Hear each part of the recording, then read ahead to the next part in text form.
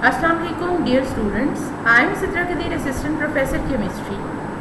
Physical chemistry के आज के लेक्चर में हम थर्मोकेमिस्ट्री के चैप्टर को कंटिन्यू करेंगे। अपने सेकंड लेक्चर में हम डिफरेंट टर्म्स जो थर्मोकेमिस्ट्री के अंदर इस्तेमाल होती हैं उनको पढ़ेंगे। थर्मोकेमिस्ट्री के अंदर इस्तेमाल होने वाली मुख्तलिफ टर्म्स में हमारे पास शामिल हैं system and surrounding, boundary, state of the system, state function, internal energy and enthalpy. सबसे पहले स्टूडेंट्स हम बात करेंगे सिस्टम और सराउंडिंग के बारे में।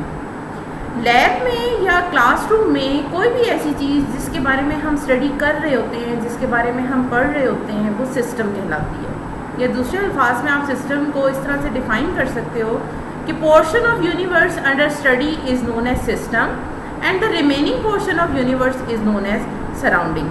कि कायनात का वो हिस्सा जिसका हम मुताला कर रहे हैं वो सिस्टम कहलाता है और उसके अलावा जितना भी दीगर हिस्सा है वो सराउंडिंग कहलाता है।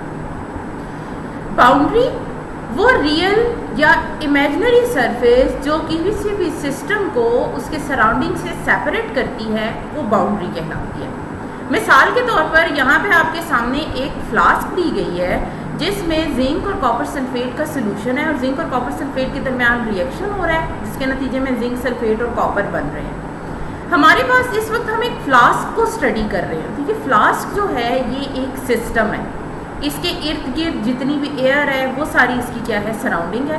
और फ्लास्क की ये जो बाउंड्री है, फ्लास्क का जो ग्लास है वो बेसिकली क्या है, सेपरेट कर रहा है जिंक और कॉपर सल्फेट के सोल्यूशन को एयर से। तो ये बेसिकली सेपरेट कर रहा है सिस्टम को सराउंडिंग से। तो ये हमारे पास क्या है, फ्लास्क खुद एक बाउंड्री है।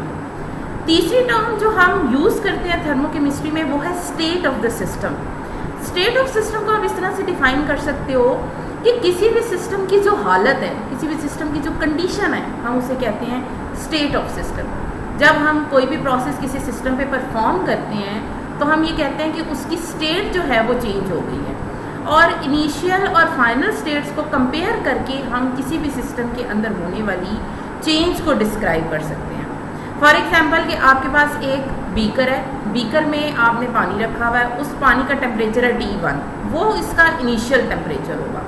अगर आप बीकर को हीट करते हो तो कुछ टाइम के बाद उसका टेम्परेचर इंक्रीज़ हो जाएगा, वो होगा इसका फाइनल टेम्परेचर T2।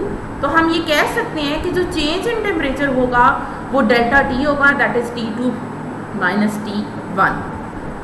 तीसरी टर्म, नेक्स्ट टर्म जो हम यूज़ करते हैं थर्मोकेमिस्ट्री में वो है state function. State function basically एक ऐसी प्रॉपर्टी है सिस्टम की जिसकी कोई ख़ास इनिशियल और फाइनल स्टेट तो होती है, लेकिन वो डिपेंड नहीं करती कि इनिशियल स्टेट को फाइनल स्टेट में कन्वर्ट करने के लिए कौन सा पाथ अडॉप्ट किया गया है। कैपिटल लेटर्स हमेशा यूज़ किए जाते हैं स्टेट फंक्शन को डिस्क्राइब करने के लिए। इसकी एग्जांपल्स में इंक्लूड है हमारे पास temperature, pressure, volume, internal energy and enthalpy. अभी हमने ये बात की कि ये एक ऐसी प्रॉपर्टी है जिसकी कोई इनिशियल और फाइनल स्टेट तो है, लेकिन इनिशियल स्टेट को फाइनल स्टेट में कन्वर्ट करने के लिए कौन सा पाथ आप इस्तेमाल कर रहे हो, कौन सा तरीका इस्तेमाल कर रहे हो, ये उस पर डिपेंड नहीं करती। फॉर एग्जाम्पल वॉल्यूम, वॉल्यूम की एक ख़ास इनिशियल स्टेट हो सकती है और एक ख़ास फाइनल स्टेट हो सकती है। इसको इनिशियल स्टेट से फाइनल स्टेट में जाने के लिए आप टेम्परेचर को भी चेंज कर सकते हो, इसी तरीके से आप प्रेशर को भी चेंज कर सकते हो।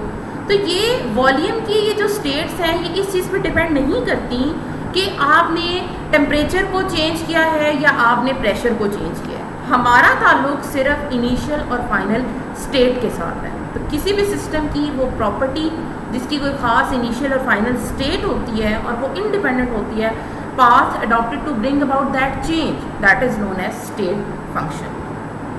नेक्स्ट हमारे पास जो टर्म इस्तेमाल होती है थर्मोकेमिस्ट्री में वो है internal energy. Internal energy basically किसी भी सिस्टम के अंदर पॉसिबल काइंड्स ऑफ एनर्जीज का सम है। Total of all the possible kinds of energies of a system is called its internal energy. जब हम सिर्फ एनर्जी की टर्म इस्तेमाल करते हैं तो इसका यही मतलब होता है कि वो इंटरनल एनर्जी है। इंटरनल एनर्जी भी टेम्परेचर, प्रेशर और वॉल्यूम की तरह किसी भी सिस्टम की एक स्टेट पे डिपेंड करती है और ये भी इंडिपेंडेंट होती है पाथ जिसके थ्रू आप इसको चेंज कर रहे हो। तो इसलिए हम कह सकते हैं कि इंटरनल एनर्जी भी एक स्टेट फंक्शन है। इंटरनल एनर्जी को आप सिंबल ई से रिप्रेजेंट करते हो। हीट और एनर्जी का जो ऐसा यूनिट है, ये ऑब्जेक्टिव टाइप में आपके पेपर में पूछा जाता है। ये ऐसा यूनिट सिस्टम इंटरनेशनल में इसका यूनिट जाउल है, और 1 joule is the energy expanded when a force of 1 Newton moves an object 1 meter in the direction in which the force is applied। वो एनर्जी जो किसी ऑब्जेक्ट को के ऊपर आप लगाते हो, जब वो ऑब्जेक्ट 1 मीटर मूव करता है और आपने जो फोर्स लगाई है वो 1 न्यूटन है, तो उस वक्त जो एनर्जी इस्तेमाल होती है वो क्या कहलाती है? 1 जूल कहलाती है। ऐसे यूनिट के अलावा इसका जो और एक कॉमन यूनिट है वो कैलोरी है, और कैलोरी जो है वो 4.16 जूल्स के बराबर होती है। लास्ट जो हमारे पास टर्म है वो है enthalpy, the total heat content of a system at constant pressure that is equal to the sum of internal energy and pressure volume work. ये क्या कहलाता है? एंथैल्पी कहलाता है। जब प्रेशर कांस्टेंट हो तो किसी भी सिस्टम का जितना भी हीट कंटेंट है, उसमें जितनी भी हीट मौजूद है, वो क्या कहलाते हैं? एंथैल्पी कहलाती है। और एंथैल्पी बेसिकली सम है इंटरनल एनर्जी और प्रेशर वॉल्यूम वर्क का, और एंथैल्पी के लिए हम सिंबल इस्तेमाल करते हैं H। इसी तरीके से हम नेक्स्ट लेक्चर में थर्मोकेमिस्ट्री में डिफरेंट जो रिएक्शंस यूज़ होते हैं, थर्मोकेमिस्ट्री के मज़ीद डिटेल को स्टडी करेंगे। Till then, thank you, Allah.